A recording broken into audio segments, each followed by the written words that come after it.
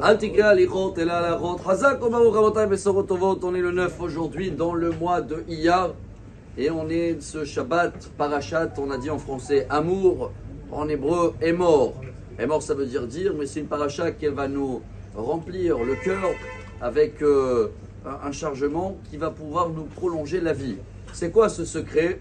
Il est devant nous et je pense qu'il faut le répéter, pas seulement ce Shabbat, surtout pendant tous les Shabbats de la saison d'été. Shabbat en Israël rentre tard après 19h. Et dans la parasha, un des détails qui était régulier chaque semaine, c'était les 12 pains qu'il fallait avoir, que les Kohanim qui terminaient leur service, ils partaient avec le Shabbat.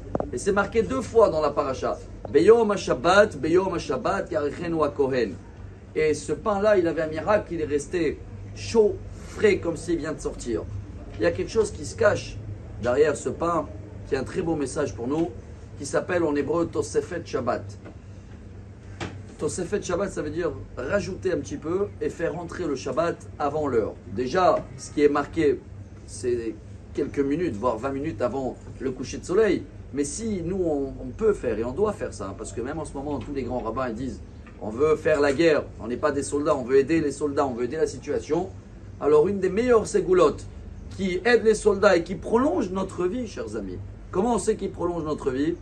Or HaChaim HaKadosh, Rabbi Chaim Ben Attar, il nous apprend que la faute de Adam et Ève, c'était le fait de manger le fruit le vendredi, le fruit de la sagesse et de Sadat.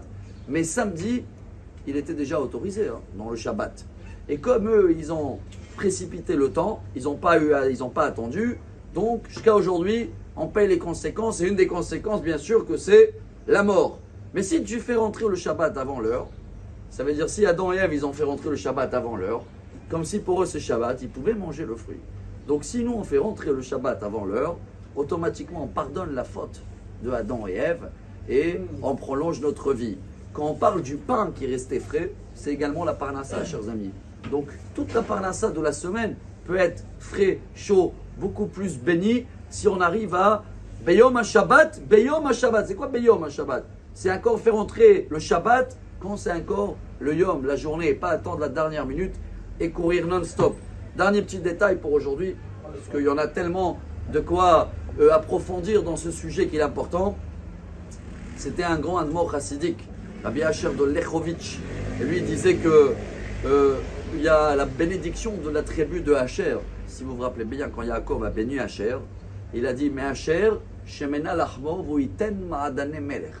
Asher, tu vas avoir Shemena lachmo, le pain il sera bien gros, balèze, et tu vas avoir Ma'adane Melech. Tout ce qu'il y a dans une table de roi, tu vas jamais manquer.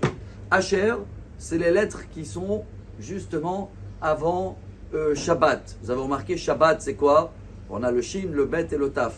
Prenez les lettres. La lettre avant le Bet, c'est quoi? Aleph. Le lettre avant le Taf, c'est Shin. Le lettre avant le Shin, c'est Resh. Donc Asher, c'est les lettres qui viennent avant Shabbat. Si tu prends les lettres avant Shabbat, tu fais rentrer le Shabbat un petit peu avant, tu as toute la bénédiction de Asher. C'est pour ça qu'on dit toujours Ashrecha. C'est quoi Ashrecha? Bravo, sois comme Asher, béni non-stop. Venez en faire rentrer ce Shabbat déjà un peu plus tôt et on va voir que des miracles dans tous les domaines. Shabbat Shalom. Amar Rabbi Elazar, Amar Rabbi Hanina.